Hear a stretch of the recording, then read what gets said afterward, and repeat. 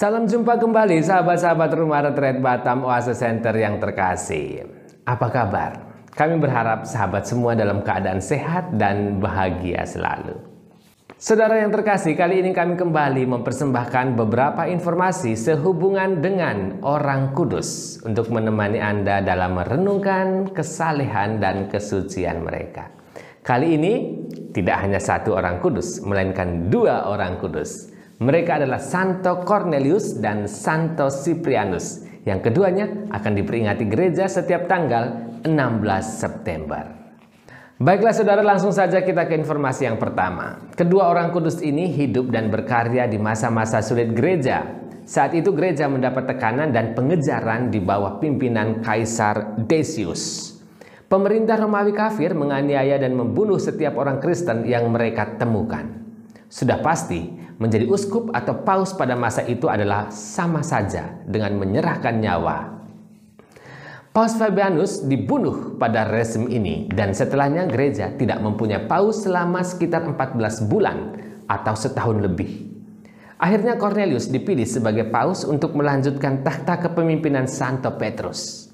Karena cintanya akan Yesus yang begitu tinggi dan dalam, maka Cornelius menerimanya walaupun dengan konsekuensi menjadi paus saat itu berarti berada dalam target pembunuhan tentara Romawi yang kafir.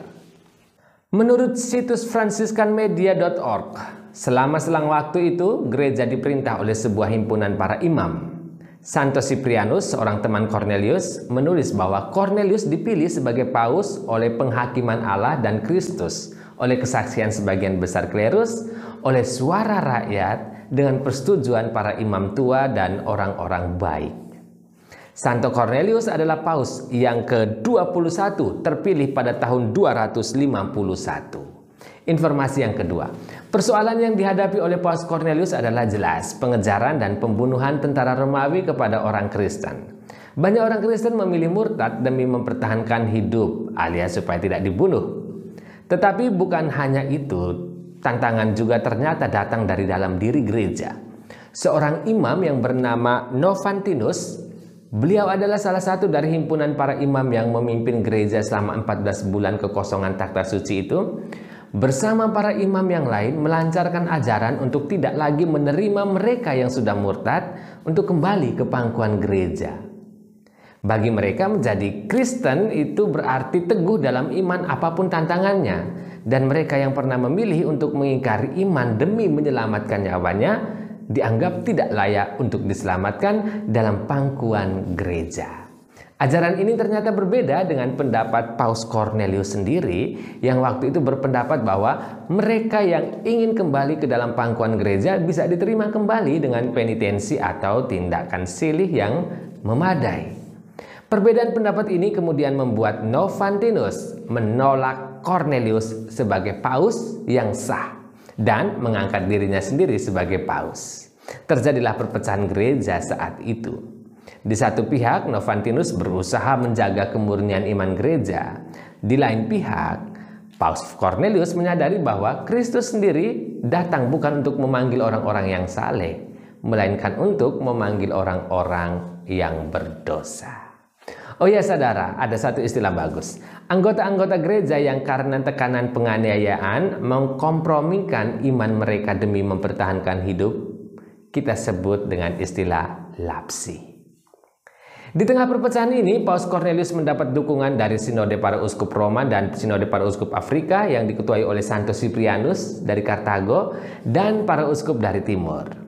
Pengikut Novantinus atau yang kita kenal dengan Novantianisme ternyata eksis sampai beberapa abad lamanya walaupun sekarang tidak dijumpai lagi. Informasi yang ketiga, Santo Cyprianus dari Kartago merupakan orang kudus yang paling terkenal setelah Santo Agustinus di kalangan gereja-gereja Afrika. Dia adalah teman dekat Paus Cornelius dan mendukung Paus dalam melawan anti-Paus Novantinus serta mendukung pandangannya tentang masuknya kembali orang-orang murtad ke dalam gereja. Santo Siprianus sendiri lahir dari orang tua kafir yang kaya sekitar tahun 190 di Tunisia dan mendapat pendidikan ilmu hukum dan retorika. Dia dibaptis pada usia 56 tahun, ditabiskan menjadi imam setahun kemudian dan diangkat menjadi uskup 2 tahun setelah itu. Tulisan-tulisannya sangat penting, terutama pendapatnya tentang kesatuan gereja Katolik, di mana ia berpendapat bahwa persatuan didasarkan pada otoritas uskup dan di antara para uskup dan dalam kesatuan dengan takhta Roma. Santo Siprianus sendiri menulis demikian.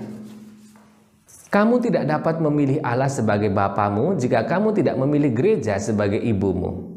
Allah adalah satu dan Kristus adalah satu. Dan gerejanya adalah satu. Iman kita satu, dan satu berarti umat yang disatukan oleh keselarasan menjadi satu kesatuan tubuh yang kuat. Jika kita adalah ahli waris Kristus, marilah kita tinggal dalam damai Kristus.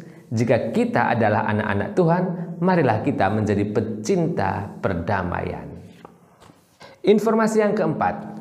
Pada tahun 252, Paus Santo Cornelius tertangkap dan diasingkan ke Centum Celle, Italia. Ia wafat di sana pada bulan September tahun 253. Dalam keterangan resmi ia dikatakan meninggal karena penderitaan di tempat pengasingan, namun sebagian orang mengatakan bahwa Paus ini wafat karena dipenggal kepalanya. Setelah Paus Cornelius wafat tahun 253, digantikan oleh Paus Lucius dan kemudian oleh Paus Stephanus. Paus Stephanus wafat tahun 257 dan digantikan oleh Paus Sixtus II. Nah, pada tahun 257 inilah Siprianus dibawa ke hadapan Prokonsul Paternus. Di sana Siprianus menyatakan diri sebagai seorang Kristiani dan uskup. Siprianus kemudian diadili. Ia menolak untuk mempersembahkan kurban kepada dewa-dewi Roma. Prokonsul menjatuhkan hukuman pancung bagi Siprianus. Siprianus melepaskan jubahnya, berlutut dan berdoa. Ia melepas juga dalmatik dan memberikannya kepada para diakon dan berdiri dalam keheningan hingga dieksekusi. Kemudian jenazahnya dibiarkan terekspos untuk diperlihatkan kepada masyarakat. Namun pada malam hari, jemaat datang dengan lilin-lilin dan obor untuk mendoakannya. Siprianus adalah uskup Kartago pertama yang menerima mahkota kemartiran. Informasi yang kelima, kedua orang kudus ini diperingati pada hari yang sama karena mau mengangkat pesan yang jelas kepada kita semua, yakni kesatuan dan rasa cinta kita akan pemimpin gereja harus terus ditingkatkan sebagai bagian yang tak terpisahkan dari iman Kristiani. Selain itu saudara, jika kita renungkan dari kejadian perpecahan akibat Novantinisme, tadi sudah saya jelaskan, sosok Siprianus dan Cornelius merupakan simbol gereja menemukan jalan yang bijaksana antara kekakuan dan kelemahan yang ekstrim. Dari Rumah Retret Batam Oase Center, kami mengucapkan selamat memperingati kesucian Santo Cornelius dan Santo Siprianus.